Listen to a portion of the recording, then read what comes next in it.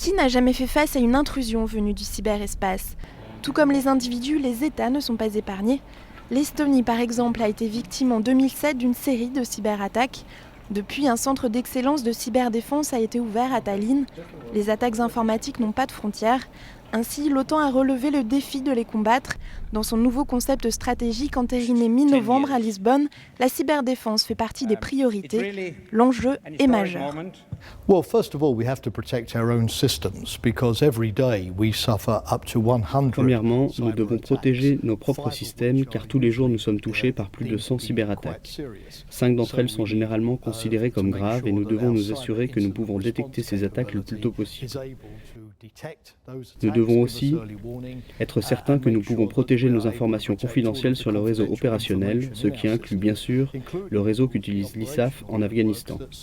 Mais au-delà de la protection de nos systèmes, nous voulons également, dans l'avenir, être de plus en plus capables d'assister les alliés pour protéger leurs propres infrastructures militaires ainsi que leurs infrastructures nationales critiques.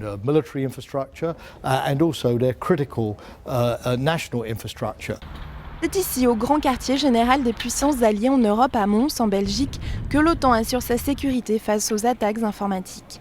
Au sein du SHAPE, le NCIRC, la capacité OTAN de réaction aux incidents informatiques créée en 2004, joue un rôle de plus en plus important. Ici, des spécialistes travaillent de longues heures par jour. Ils sont ingénieurs, analystes de sécurité, de veille, spécialistes des cryptographies et viennent de presque l'ensemble des pays membres de l'organisation. Ils sont là pour protéger les réseaux informatiques de l'OTAN, un travail complexe et de longue haleine. Nous sommes en première ligne des opérations de l'OTAN en matière de cyberdéfense. Ici, nous sommes chargés de prévenir et d'empêcher les attaques. Nous avons aussi les capacités de les détecter, d'y répondre et de s'en relever si elles sont réussies. La difficulté principale pour se défendre contre les cyberattaques est juste une question d'échelle en termes de nombre d'attaques auxquelles nous faisons face. Dans le cyberespace, la course est donc serrée. Les menaces virtuelles se multiplient, elles sont de plus en plus sophistiquées. Les virus et logiciels malveillants doivent être détectés et supprimés le plus rapidement possible. Au NCIRC, les spécialistes des différentes nations échangent leurs connaissances et collaborent pour être à la pointe. Car les conséquences d'une cyberattaque peuvent être catastrophiques. Les attaques peuvent venir de partout, d'un virus de type planétaire qui pourrait endommager nos ordinateurs personnels, ou encore d'attaques ciblées pour voler des informations de l'OTAN, ou encore dégrader notre site internet. Si une entreprise est victime d'une cyberattaque, ça peut mettre fin à ses activités.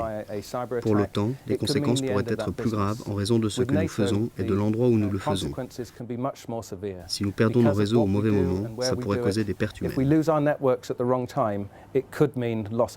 L'unité met également l'accent sur la formation et l'éducation des utilisateurs. Comment réagir face à un message électronique de source inconnue ou encore comment utiliser les clés USB en toute sécurité. Des campagnes d'information sont mises en place afin de créer une véritable prise de conscience auprès des utilisateurs.